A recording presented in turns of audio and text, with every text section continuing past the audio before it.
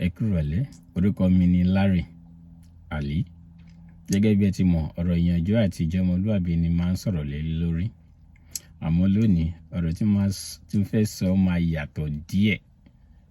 Ó fara pẹ́ ohun tí máa ń sọ náà, bọ̀ tó máa yàtọ̀ díẹ̀. Mo rí post kan online tí wọ́n sọ wípé àwọn tó wà nílùú òyìnbó tó bímọ síbi bí tọ́mọ wọn fẹ́ choose nationality fún àpẹẹrẹ bí àbí sport tó fẹ́ play sport, pé ṣé ìlú òyìnbó ni kó choose àbí Nàìjíríà.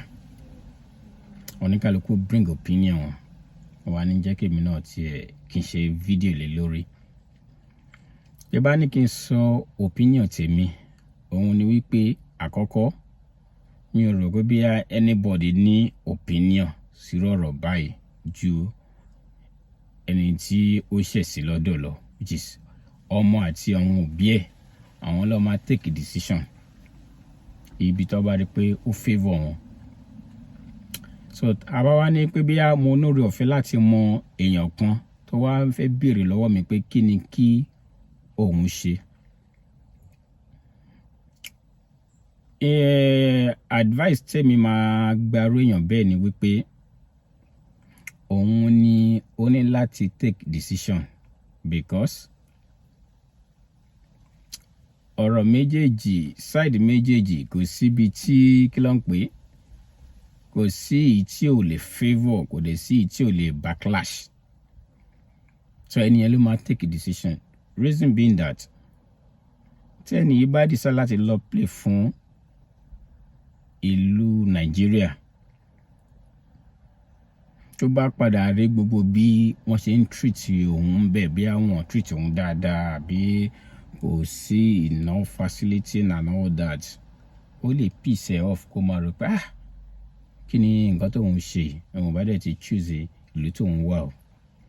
Tó bá choose ìlú òyìnbó tó wà, ìlú òyìnbó bí a tọ́ bí sí àbí tó wà láti ṣe nǹkan, táwọn yẹn wá padà tí nǹkan bíi pé àwọn yẹn wọ́n jọ ń ṣe, but tó dé stage kan bí ó feel pé àwọn ẹni yìí àwọn yẹn máa side èèyàn wọn, àbí pé àwọn yẹn believe pé ọmọ ẹni ò ní ṣe ìdí bẹ̀rẹ̀ ká filẹ̀kẹ̀ sí ìdí ẹlòmíì, bí àwọn fún ní wọ́ọ̀tẹ̀ àbí wọ́n fún ní nǹkan tó deserve, ìyẹn náà á dùn, á rò ìpè tó yẹ kó òun náà ti choose. So tó bá yẹ kó òun náà ti choose bí Nàìjíríà ní irú ẹ̀gbin báyìí ò lè ta léhùn. To me, kò sí èyí tí ẹ lè fọwọ́ sọ̀yà pé nǹkan báyìí ni kò ṣe. Mo ń support ìran mi, mo ń fẹ́ kí ìran Áfíríkà bí ìran Yorùbá ká gun òkè. Ìyẹn ò mean pé ká má sọ òótọ́ ọ̀rọ̀. We have to be fair and equity. Let's check and balance. The reason why I use being fair and equity is that kò sẹ́ni tí ó gbàdúrà kó ṣòwò kó short. Gbogbo ẹni tó bá ń ṣòwò láyé àfẹ́jèrè ni. So tá bá wá ní pé tí n bá sọ pé irú èmi tí máa ti ẹ̀ ń defend àbí tí mo fẹ́ràn ìran Yorùbá tó bẹ́ẹ̀ gẹ́ pé Yorùbá ní kó wá play fún àbí Nàìjíríà, gẹ́gẹ́ bá ṣe máa ń sọ pé ẹni yóò wá play fún Nàìjíríà bó ṣe máa ń dùn wá. Àwọn tí ó fúnyàn ní platform téèyàn fi gòkè, which is ìlú téèyàn wà, tó fún ẹni yẹn ní platform, ẹjọ́ kí ni kó jẹ́ èrè tiwọn náà, kí ni kó jẹ́ èrè wọn. Ẹni tí ohun òyìnbó tó raise bí ẹni yẹn láti kékeré lọ ti ń raise ẹ̀, tó fi sí kindergarten, tó lọ sí academy wọn tó ṣe. Ṣé ẹ rò pé tó bá jẹ́ pé gbogbo táwọn òyìnbó yìí bá ń rí pé táwọn bá raise àwọn ọmọ tán, tó bá wá di lawyer àbí tó bá di everything àbí tó bá di kinní, ìlú wọn nìkan ló ń padà sí? Ṣé àwọn pọ̀ wọn náà àkọsẹ́ni tó fẹ́ ṣòwò short, ọ̀wọ́ náà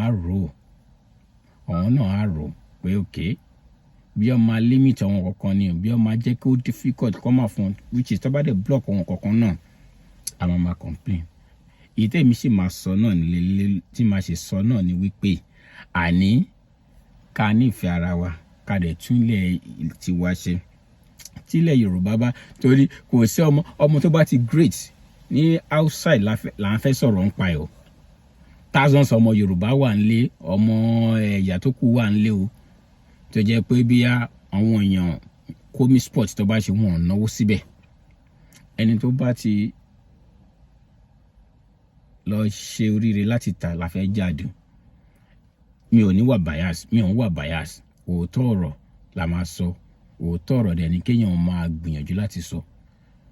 Ẹni tó wà ní situation yìí ló máa decide. Tó bá ní pé òun fẹ́ play fún ìlú òyìnbó tó ń wà, àbí òun fẹ́ ṣe kankan fún ìlú òyìnbó tó ń, kódà kó jẹ́ pé bí law ni lọ́ọ̀yà ló fẹ́ di, àbí doctor òun fẹ́ practice ẹ̀ ní ìlú tó ń wà, good to go. I'll be in support. Tó bá sọ pé òun fẹ́ wá ṣe Nàìjíríà, good to go. Ọ̀ràn yanjú tèmi ni, àbí èròǹgbà tèmi lórí ẹ̀ ni. Kò sẹ́ni tó fẹ́ ṣòwò short. Àwọn tí kò dẹ̀ tó bá pàwọ́ Nàìjíríà náà là ń ṣòwò, ta invest lórí ọmọ ọmọ yẹn wá sọ pé òun lọ sí ìlú onílùú, ó bá dé bákan lára wa.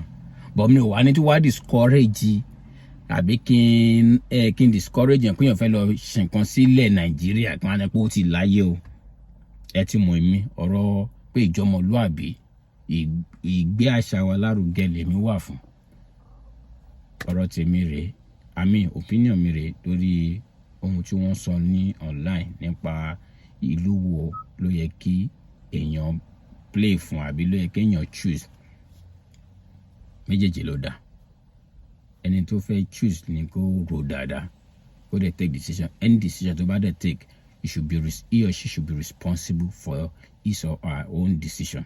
Torí kò sí ìtò choose tí ò lè ní negative, tí ò dẹ̀ lè ní positive. Kó má regret ẹ̀. Ọlọ́run á kọ́ wa mọ̀ ṣe. Ẹ follow mi lórí ìjọmọlúàbí lórí YouTube, Facebook àti TikTok. Ó dàbọ̀.